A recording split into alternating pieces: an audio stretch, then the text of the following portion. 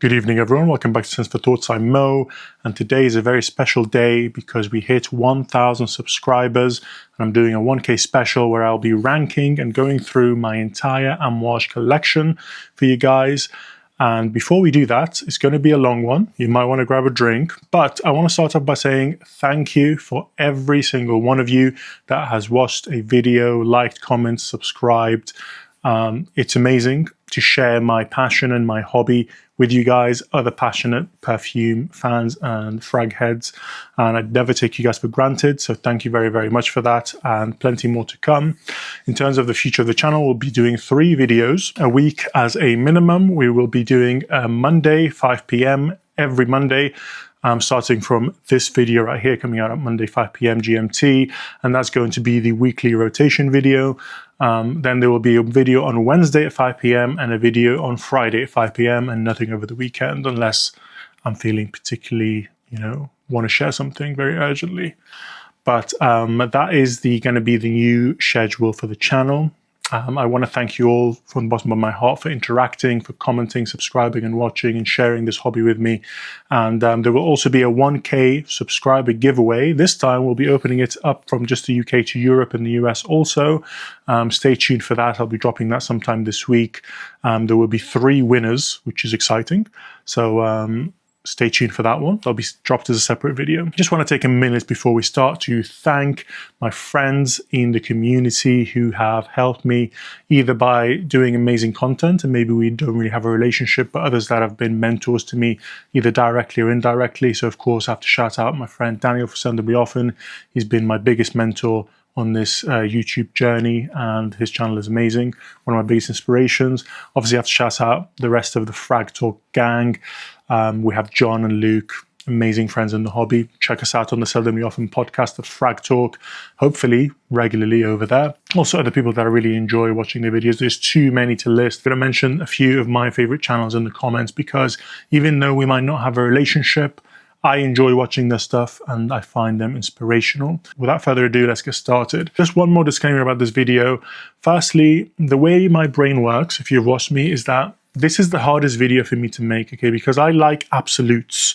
I don't like variation. I like things to be as factual and as true as possible. When I bring a video to you guys, I take my time.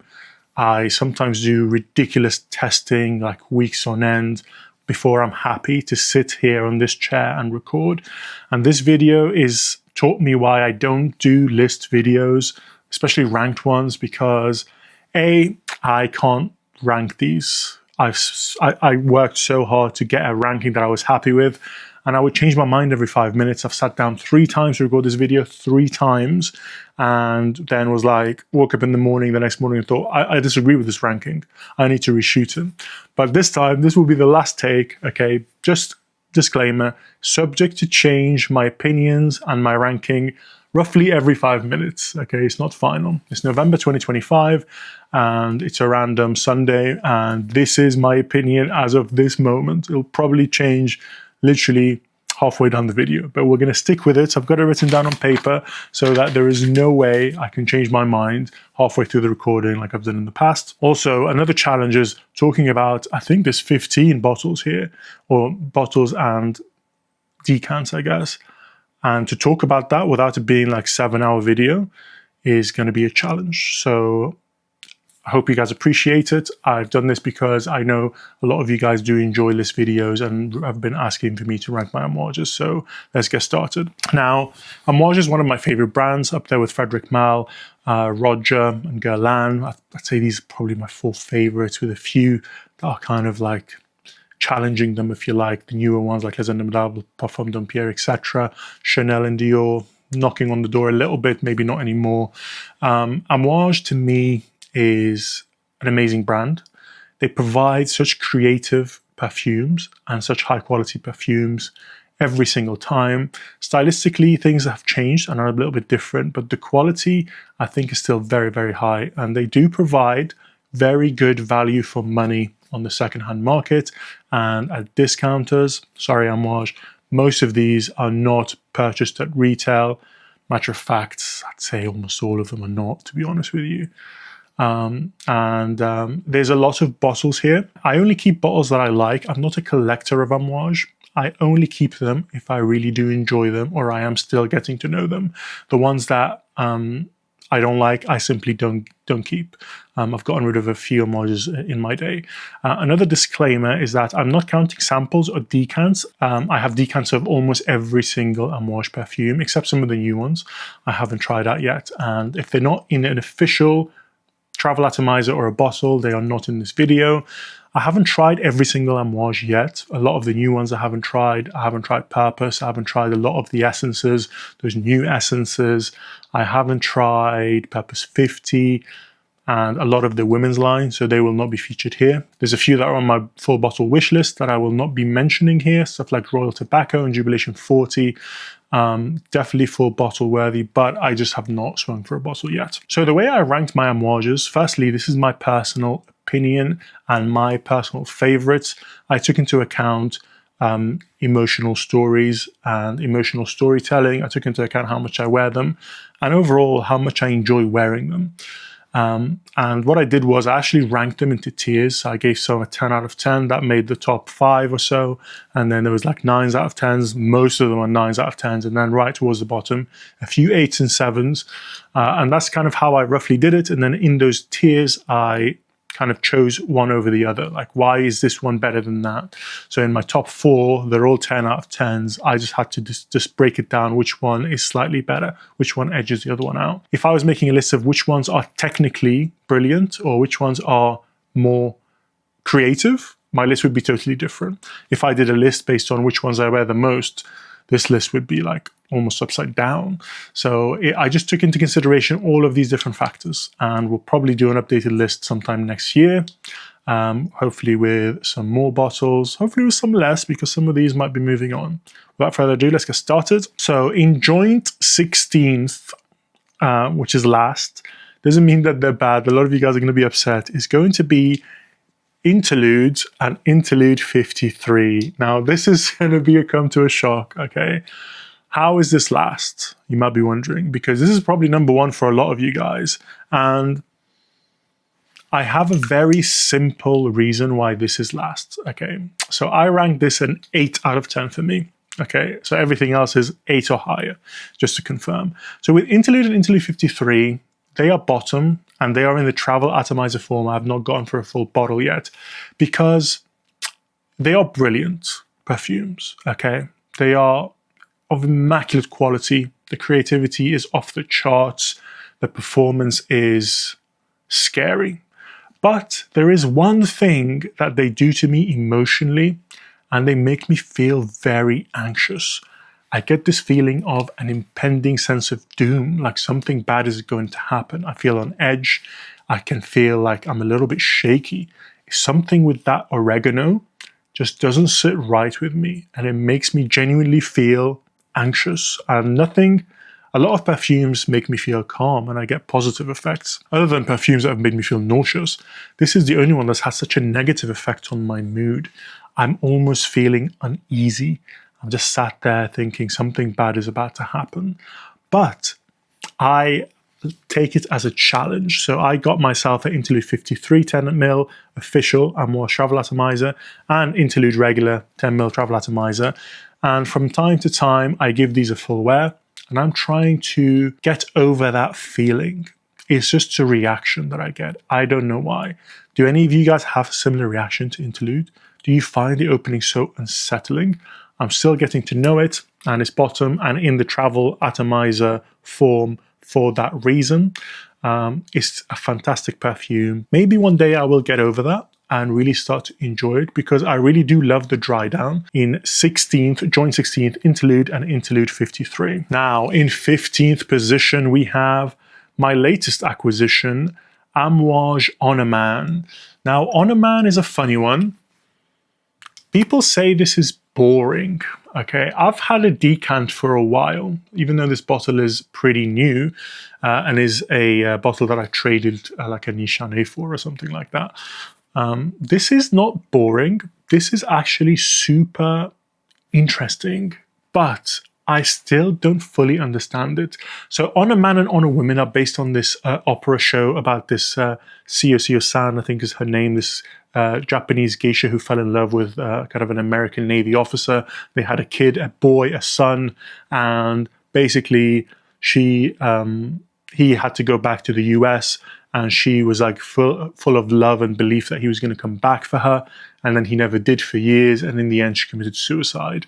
And On a Woman, which I have smelt plenty of times, is meant to be like her, to represent her, that love, that pure love that she has, but it's kind of too perfect. And On a Woman really is too perfect. Like, it's so pure and white. The name Honor, the white florals, it's beautiful. And the reason that he went for that is that On a Woman is to represent her, that she has this immense love for the guy, and she sacrificed everything, and she has this strong belief. Obviously, the love was not reciprocated because the guy left and never came back, and she committed suicide. Tragedy. I've not watched the opera show, by the way. On a Man is meant to represent this story from the son's perspective.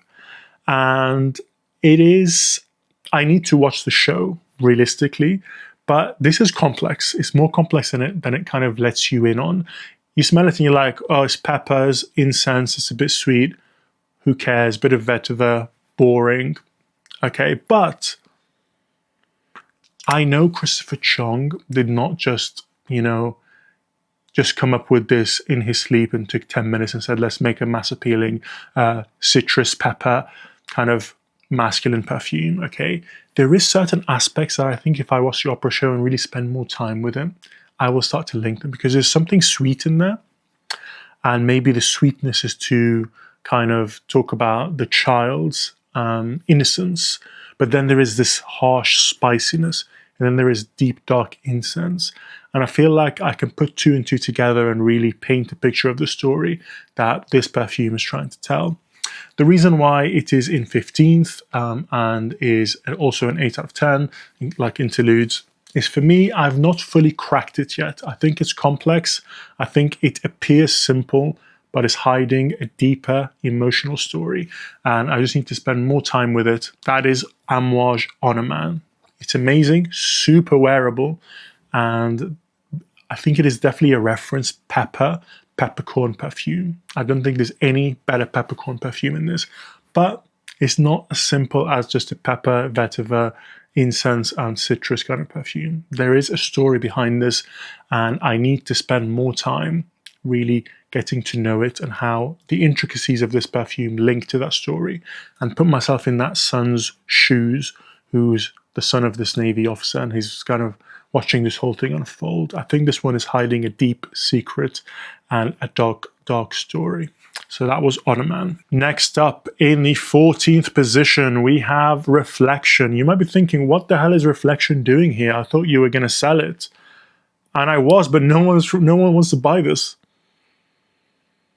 This is also an 8 out of 10 perfume for me. It's fantastic. And I put it up on the marketplace. No one wanted to buy it. And now I'm getting 2 decants of vintage, 2 types of vintage Reflection Man. And I might as well keep it just for that comparison and then try and get rid of it later on. Simply put, Reflection Man is a masterpiece. I absolutely love it. It's super wearable, but Reflection for me, at least in the modern formula, I haven't tested the vintage ones yet. I doubt it'll be too different, but only time will tell. For me, the 2 drawbacks for this one is that it's a little bit too sweet and a little bit too weak in performance. And Reflection Matte 45, which is further up the list, fixes those problems for me. I will test the vintage ones out and do a standalone video. But for now, Reflection Man is still in my collection somehow, and it is occupying the number 14 spot. So those were my 8 out of 10s. Now we're into the main bulk of this video, the 9 out of 10s. And we start off with number 13. It is my vintage 50 ml non-mag cap Goldman. Goldman is pretty new to my collection, and I have only worn it twice since I've gotten it, hence its position in this list. It is fascinating. It is a brutal mix of Lily of the Valley and vintage florals, and there is something about it that is so elegant, and it's like the masculine perfume that doesn't try hard. You have all these spices and leathers and all of these, I'm going to assert my male dominance, But this one to me is more dominant and absurdly powerful than all of the kind of perfumes that I've mentioned. I've worn it twice so far. Once I went easy on the trigger and sprayed 2 times, and my wife said, you smell kind of like Nivea cream. It's not too bad. It's pretty good. I was like, great. And I did really enjoy it, still getting to know it. And then once I did what I usually do and sprayed like a good 7 of these on. And let's just say I got kicked out of the house and my wife said that I smell like an old people's home. So still getting to know Goldman. It is one of the most unique Amouages for sure. It is a vintagey floral. It doesn't fully go into the chypre mode, okay? And it does have a bit of Chanel No. 5 about it, but to me, this is not feminine at all. This is very masculine. This is, I mean, people say it is the signature scent of Vladimir Putin. It makes sense because it is unhinged, and I love it. I don't find it too pissy or challenging, to be honest with you. I can easily pull this off any day of the week, no problem, personally. But for me, I'm just still getting to know it and figure it out. It is a phenomenal perfume, and it is a 9 out of 10 for me, and that is why it's in position number 13. Now, in number 12, we have another travel atomizer, and it is Interlude Black Iris. Why is this one rating above the regular Interlude? The oregano is still there for me. I know it might not be listed. Maybe it's like rosemary or something. But it's a very, very toned down. And this one fixes a lot of the issues that I have with the original. It is much easier to wear for me personally. But it's still kind of, although to me it is more interesting to wear than the ones that I've worn, that I've listed so far, it still gives me that sense of anxiety. But it is a phenomenal wintertime perfume. It's so cozy and decadent with that Orris butter addition and, you know, the green herbaceousness being calmed down with that oregano. It's absolutely phenomenal. This one, I would swing for a full bottle when it pops up at the right price. Interlude, the jury's still out on that, but Interlude Black Iris, definitely full bottle worthy. I will be upgrading this when I get the opportunity. It's just phenomenal. It's just much easier to wear and pull off than the other interludes, but it still gives me that anxiety thing, and I don't know why. This one is not too bad though. I can get over it. I can ignore the anxiety feeling and carry on with my day. Right, in the number 11 spot, we have Sunshine Man. Now this one is very beaten up bottle. I was very lucky to be able to get a hold of it. It has seen better days. I mean, look at this magic trick. The entire thing pulls off. I need to glue it together or something, but it literally just, the magnet is stronger than the plaque holding the name. This one is one of my favorite Immortelle perfumes, alongside Ambre Rousse by Parfum d'Empierre. Immortelle is a challenging scent for me.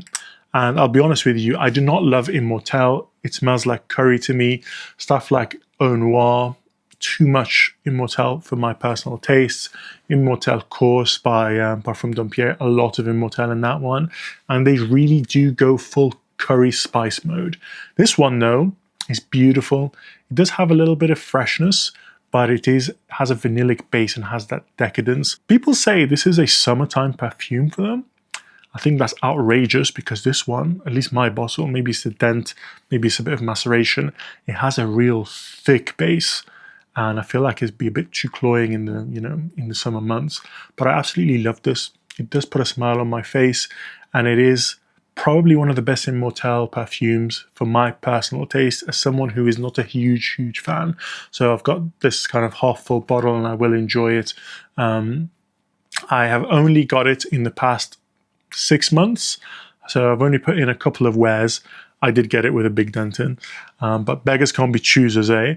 So I do really enjoy this one, and I wouldn't be surprised if after a few more wears it starts slowly but surely climbing up my ranking list. It is still available only on the Amouage website, where they're selling their last batch. So if you do want it, give it a go. It is wonderful. It is just absolutely beautiful perfume. I would say this is a perfect autumn perfume for me, as the leaves are kind of drying and falling off and turning brown.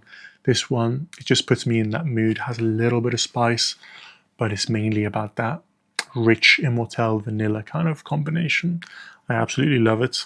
Never fails to put a smile on my face. Very unique Amouage in comparison to all the other ones, I have to say. So that is Sunshine Man. Right, in the number 10 spot, and also my scent of the day today, is Amouage King Blue. I hated on King Blue when it first came out because I was a Christopher Chung fanboy, still am, but I was like, this is not Amouage, it's mass appealing, it's just, why would they do this? Why would they do this? Okay, I hated it before I even smelt it because of the concept behind it. I felt like it was just, it stood for a shift of direction that I was not happy with.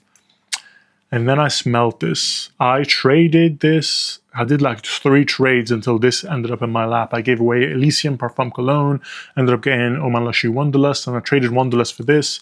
And yeah, this is not going anywhere. It is my scent of the day. Let me reapply it, actually. Why not? My wife might disagree. But anyway. Wow. If I was to summarize what King Blue is, okay, Amouage King Blue, to me, is an Oudi BR540 by MFK. Has that ethyl maltol and that completely dominant performance and air texture. Just leaves a sillage, and it is an absolute monster. That is how I would describe it. But what this actually smells like to me is this mandarin orange, almost made into a jam with other fruits like blackcurrant. To be honest, the fruits don't really matter. It just smells fruity. It smells like it's been boiled and boiled into this thick, concentrated syrup. And it's got this barnyard Assam oud in there. Wow, it's absolutely majestic. Now, this one is super mass appealing. I don't care what anyone says. I wear this a lot. If I did this list based on my most worn Amouages, this would probably be in the top 5. Why do I wear it a lot? It smells amazing. It's thick, but airy at the same time because it's that ethyl maltol and those modern musks that they use. The way it travels in the air, it's like a fog, but it's not too much of a thick fog. It's still kind of airy, but it still lingers. It's fantastic. I wear this in the summer, winter, any conditions. Absolutely love it. It's sweet and it's oudi. And it kind of has it has a party trick, this one, where if you want it to be super funky, just smell your arm. And you will get that funk. And if you don't want the funk, just spray it and let it come to your nose. And that's what everyone else smells. And it is just this wonderful, opulent, oudi, fruity concoction. And it doesn't go down the typical, the passion fruit, oud maracuja kind of thing, which I despise. And it doesn't do that typical raspberry kind of red berry kind of thing. And it doesn't do the typical oud rose combination. So to me, this one is a winner, and it is quite unique for that mass appealing oud combination. And I love it. I think it is misunderstood. I think it is overhated. I was a hater of this until I wore it and it won me over. And I realized, you know what? Some of these new creations are actually brilliant. And this one is one of them. I absolutely love it. This one is absolutely staying and going nowhere. And I'm very, very happy to have King Blue, especially as my scent of the day. And do not get it twisted. There is a lot of syntheticness in here. There is cypriol in the base, carrying the oudiness and woodiness. Okay, so if you're against cypriol, stay well clear of this one. And it does have that sweet ethyl maltol thing that's in Baccarat Rouge 540. And nothing about this smells natural whatsoever. But I love it. And just a word of warning, if you are sensitive to those, sample first. But when you sample this one, do not put it up to your arms. Let it come to you and wait 15 minutes. The first 15 minutes are quite harsh. After that, I have no problem wearing this to work, I'll be honest with you. And it will be featuring in my weekly rotation videos every Monday at 5 p.m. for sure. Wow. What a perfume. Amazing. Absolutely love this one. So that was the number 10 spot, King Blue. Now in the number 9 spot, another 9 out of 10, it is Amouage Journeyman. Speaking of cypriol, Journeyman, in my opinion, is the best cypriol perfume ever made, full stop. Frederic Ma Promise is a close second. But wow, this one, to me, makes me feel so masculine and edgy and attractive. It just has this unapologetic feel when you wear it. It's just like, I'm me and that's it. It performs like an absolute champ all day, no problem. It's got this specific thing where it opens up quite citrusy and fresh with that Sichuan pepper. So Journeyman is not only a reference Cypriol perfume for me, but it's that Sichuan pepper with the citruses. It opens up with this spiky kind of peppery opening and is so refreshing. But in the air, up close, this one can have a little bit of funk from the Cypriol and from the Sichuan pepper. The Sichuan pepper, if you're not familiar, is used in Sichuan cuisine from China. It has that numbing effect. It numbs your tongue and burns in a numbing way rather than a traditionally spiky, sharp, spicy way. Absolutely wonderful. This one, for me, this one's a dumb reach, okay? This is why I'm getting rid of Reflection, because like I would dumb reach, this is my dumb reach kind of perfume. Any season, I don't care. I pop this on and it's just super amazing. Something kind of boozy about it. I don't know if it's just me that gets that, but Journeyman is brilliant. To be honest with you, this one, every time I made this list, it would like end up in like the most random places. Sometimes it end up in 5th, sometimes end up in 10th. So I love it. And if I had worn this in the past week, it would probably be higher on the list. This is one of those where every time I wear an Amouage, I'm like, yeah, this is the best. So yeah, Journeyman has creeped in at number 9. Magical perfume. Now, number 8 is going to be a controversial one. I've made so many videos about this stupid perfume, and it is Epic Man. I said I'm selling Epic, and I did sell those 2 Epics that I experimented with. And I purchased this one, and it's weird, okay? I took a risk because I thought it was going to be non-mag cap. It wasn't. It is a magnetic cap. This is 2014, and it is made in the UK. And for some reason, I don't know why, okay? Don't ask. I have no scientific explanation for this. It just confused me. I almost didn't want to share this with you guys and just pretend I don't have Epic Man because it doesn't make sense. This bottle is a beast. I don't know how. I don't know what's going on, but this made in the UK 2014 or 2015 bottle is a monster. All day, projection, I could smell it all day long, not even a skin scent, like fully there the whole time. I have no explanation. I have no recommendation. All I can say is I got lucky, and this bottle is never leaving my collection. I love it.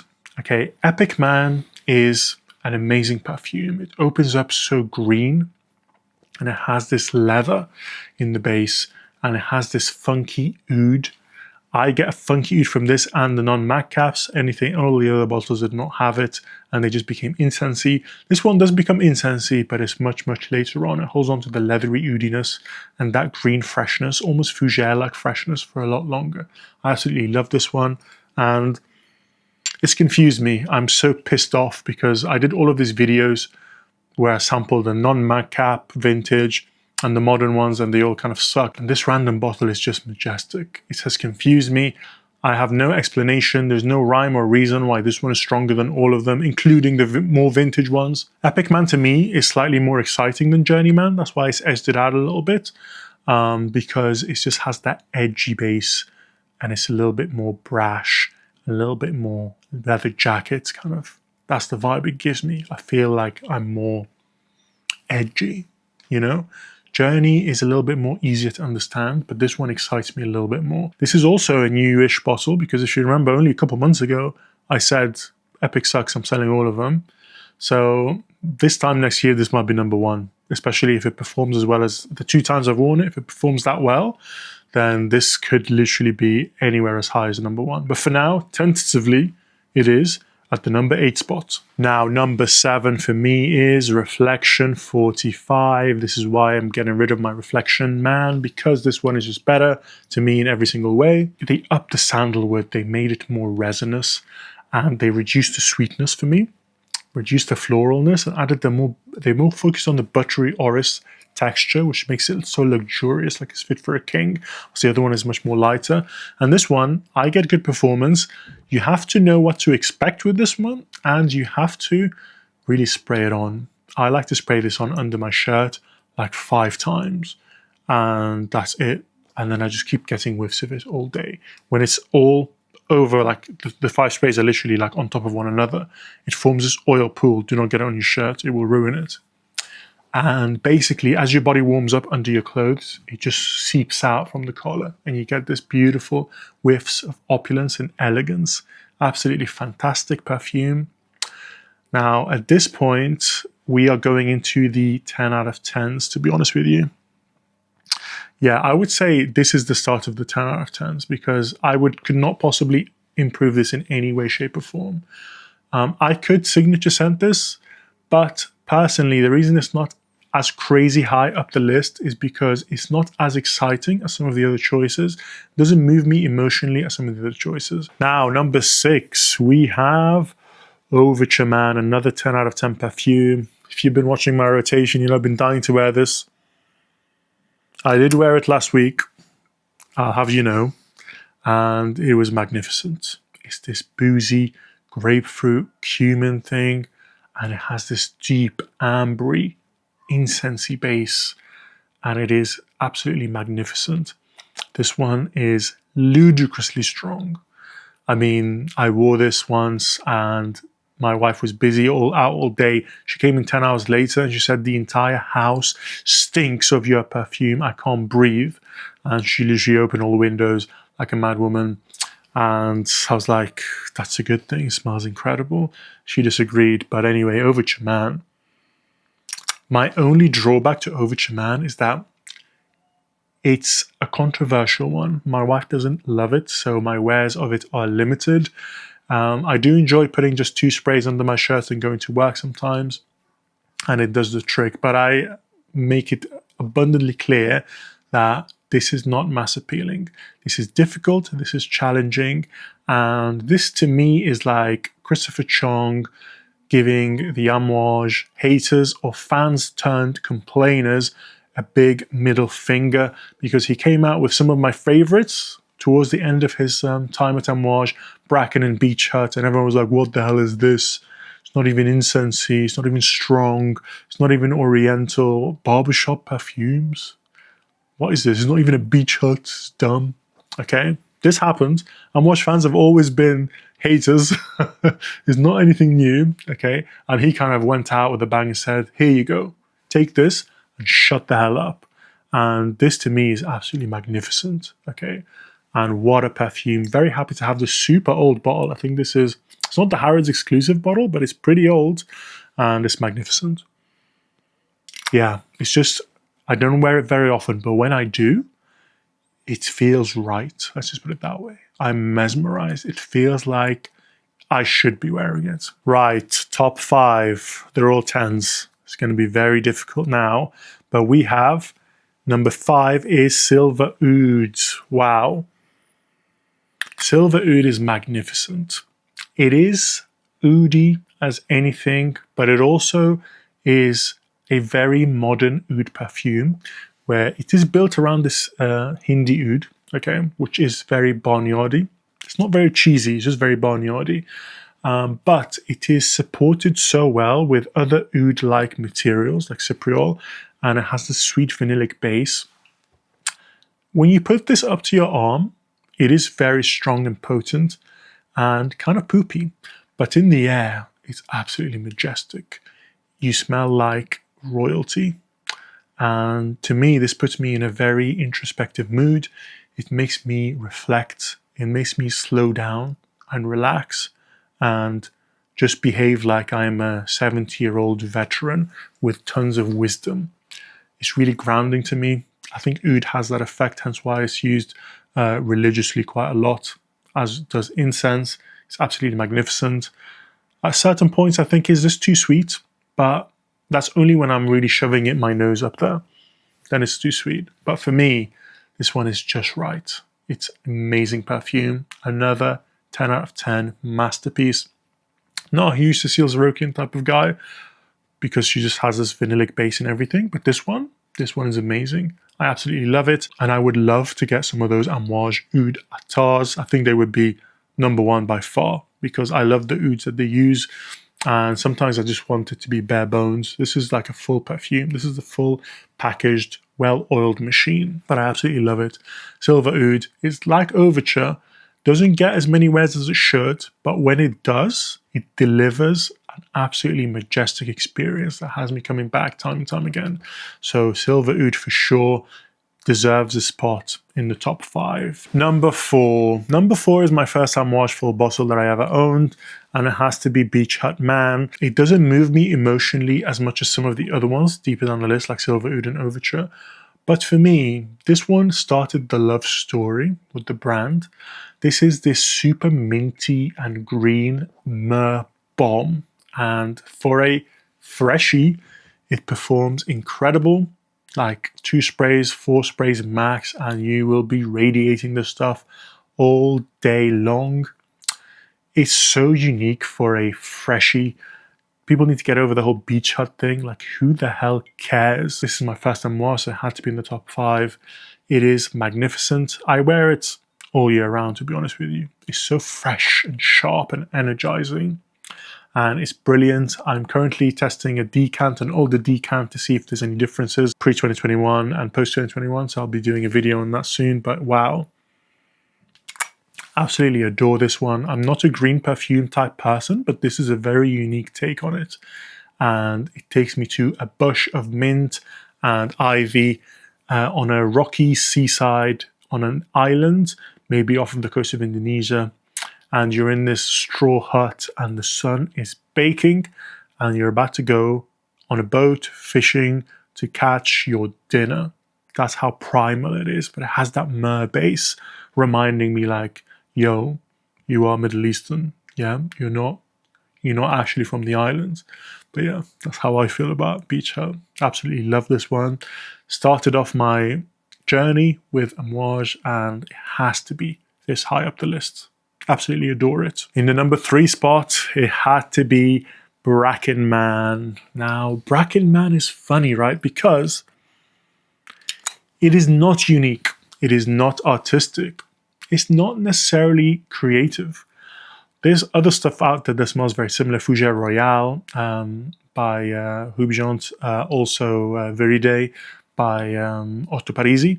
Smell quite similar. But to me, this one, the reason it moves me is that its gimmick is having no gimmick. It's actually just perfection. It's like he said, I'm going to do a fougère, a fern-like perfume, and it's going to be the best ever. That was like, to me, that feels like the brief. I don't know what Bracken means. I haven't really looked into it. Maybe I should, because there's probably something creative there that I have completely missed and overlooked. But to me, this is my trusty workhorse perfume. Unfortunately, I only have this much juice left and no backup, but I can put this on and I know I'm going to have that fougère experience to the next top tier level all day long. Fougères have issues around performance. This one doesn't. And it has this spicy, clovey feel. And it still has the textures of Amouage and the high quality of Amouage. And I absolutely love this one. This one was hated on by Amouage fans when it came out, and now everyone's scrambling to buy it for resale prices, which are even crazier than normal. But this one, the reason it's so high up the list, even though it is not as creative or not as fireworks, it doesn't set off the fireworks. This one I wear so much. This could be a signature scent for life for me, and it had to be in the top 3 simply because I can't stop wearing it. And it is perfect. Like, it just does every single thing to the top level. So it has to be in the top 3 for me. Bracken Man is number 3. Now, number 2 should be number 1, but it isn't because I had to nitpick a little bit and bump it down to number 2. So number 2 is none other than Jubilation 25 Man. Oh my goodness. This one is amazing. Wow. I words can't describe this. This is so decadent. This is sweet, has this jammy kind of thing going on, but it's airy and light, unlike the Jubilation 40. I don't have Jubilation 40. I only have a 10ml decant that someone sold me. It is on my list of full bottle purchases. Why is this number 2 and not number 1? Okay, firstly, this is amazing. This is my favorite, probably, scent profile out of all Amouages. Okay, but it has been docked to number 2 from number 1 because of the performance. If you draw it on a graph, it goes like this, crazy high, and then it just dies. And that is a jarring wear experience. I am seeking an older bottle, at least a sample, and to see if all those rumors are true that it is better. This one is pretty old, not the oldest, but I absolutely love this one. The reason I've dropped it down to 2 from number 1 is because I layer it with Jubilation 40. Now, Jubilation 40 is not as good to me. It's a better product, but I prefer Jubilation 25 scent profile. It's a better product because it performs better. Okay, it's rich, it's decadent, it is just more royal-like than this one. This is more of a prince. Jubilation 40 is more like the king. What I do, because Jubilation 40 is very jammy, this one is more airy in texture with that. It has oud and incense in the base, and it has the spice, and it has this wonderful fruity, jammy opening, and it's like honey-like, if you like. It's not that jammy though. Jubilation 40 takes the jam up another notch. So what I do is I do 2 sprays of Jubilation 40 on my collarbones, put my shirt on, and then I like spray the hell out of this. I have multiple bottles of this one, and that's how good it is. It is backup bottle worthy for me for sure. When I spray it like that, the Jubilation 40 sweetness and jamminess doesn't overtake this one. I can still smell this one, but after this one dies off at around 4 to 5 hours, the Jubilation 40 kind of keeps the vibe going deep into the night. So the only reason I've dropped it down is because basically I only layer it with Jubilation 40. If it stood on its own, it would definitely be the number 1 spot, because Jubilation 25 is a masterpiece. This one is, now we're in the top tier. This is like a 15 out of 10, if you like. This is as good as it gets when it comes to perfumery. When I wear this Jubilation with the layering combination, I feel like I am wearing gold armor on horseback, and it's like a pure white horse. And I'm just not even from this planet at this point, not even from this time at this point. And that is the feeling. It gives me such comfort. It gives me such warmth, and I feel like I'm projecting confidence, because it does make me feel confident, but it also makes me feel grounded and calm at the same time. And it's very rare for stuff to do that, because usually they go all the way where you're like, oh, I'm super confident, I'm King Blue, and I'm Journeyman and Epic Man, etc. But this one does the same effect on me personally, but it also makes me feel calm and under control. Do you see what I mean? It's very, very unique, and I absolutely adore this one. What a masterpiece. Now let's move on to number 1. Now, number 1, what you've all been waiting for. You might be thinking, what the hell is number 1? No, it's not Memoir Man. I do have a bottle. It's not in the ranking because I've only worn it one time, and I really just starting to get to know it. It would be unfair to put it at the bottom, and it also would be a bit unfair to put it randomly in the list. No, it's not Purpose. No, it's not Outlands. No, it's not Royal Tobacco. I don't own these. Some of them I haven't even tried. But number 1 for me is none other than Amouage Epic 56. Wow, what a staggering piece of work this is. This is perfect in every single way. Another 15 out of 10. It was always between this one and Jubilation. The reason this one took the cake in the end is because it has more layers and depth, and the transition is slower. And it's absolutely magnificent. There is the most beautiful, fruity, spicy opening, and then the absolutely immaculate rose with a bit of tea, and then there's a little bit of an incensey oud kind of thing in the base. It's absolutely staggering perfume, and this one goes on all day long until you shower it off. I can't even nitpick this one in any way. The scent profile, amazing. The creativity, fantastic. Does it keep it interesting? It has significant transitions from the opening to the mid with that tea. The tea is really visible, to the base. It's absolutely majestic perfume. Performs like a champion, And for me, when I put this on, I feel amazing, puts a smile on my face. And similarly to Jubilation, I feel comfort and confidence in equal proportions. Epic 56, super underrated perfume. It is better than Epic Woman, especially the ones I've tried in every single way. So kudos to Amouage for getting this one out there because it is majestic. Don't be scared of the women's bottle. Jubilation, maybe on a different day would be number one, but it was always between these two for me. So that is my number one Amouage at the moment. As of November 2025, Epic 56. If I was to recommend one for you and maybe you haven't given it an opportunity or haven't tried it yet, it would definitely be Epic 56. Get your nose on this one, guys. And no, it's not like Portrait of a Lady. This is more fruity. This is less about the patchouli and has a tea accord in there. It's different and it's not redundant to own both. I know some people think, I've already got Portrait of a Lady, why should I bother? Give this one a wear. It wins you over because of the wear experience rather than the opening. The opening is wonderful, but where it really wins you over is that 10 hours plus of wear, and it just keeps it interesting and it actually performs amazing. Thank you guys very much for watching. This video is replacing the rotation this week because I was actually sick and off work all week. I did not really wear perfume except over Chemin that one time just to get it out of the system. Some days I just took as a break, but it will be back every Monday at 5 p.m. GMT, my rotation video, and then Wednesday and Friday, reviews, first impressions, perfume talks and collaborations. And thank you very much, guys, for watching, subscribing, and being there. Plenty more to come for this channel. Thank you all from the bottom of my heart, and I'll see you in the next one.